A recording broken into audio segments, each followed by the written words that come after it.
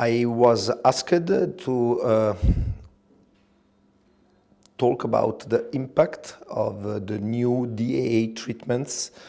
on the occurrence and recurrence of hepatocellular carcinoma in hepatitis C patients during the PHC 2019. It has been a hot issue for a while because we all expected that the new, more effective treatments for hepatitis C based on DAAs, direct antiviral agents, would be even better than the old interferon-based regimens in lowering the risk of development of hepatocellular carcinoma and eventually also diminish or delay the recurrence of HCC after a curative treatment. Indeed, in 2016, a number of reports challenges this optimistic view, and there were at least 3 papers that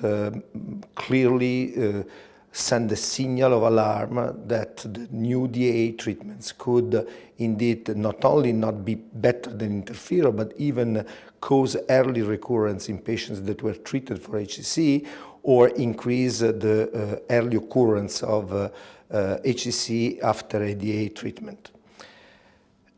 If we review the evidence that has been produced on this issue, we have clearly to separate the two situations. On one side, the impact of DAA on the risk of developing hepatocellular carcinoma,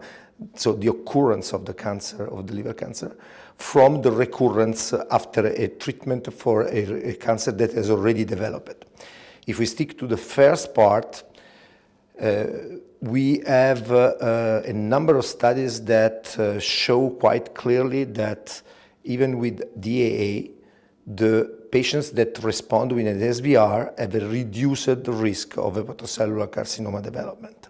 And this has been shown in several studies.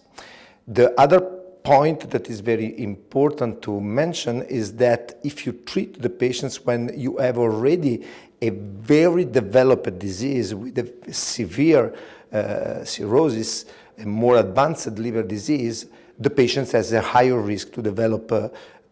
liver cancer, and this is reduced but is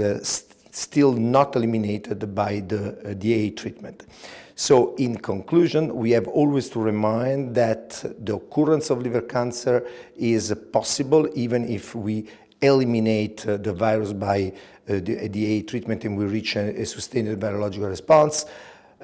So we have to continue to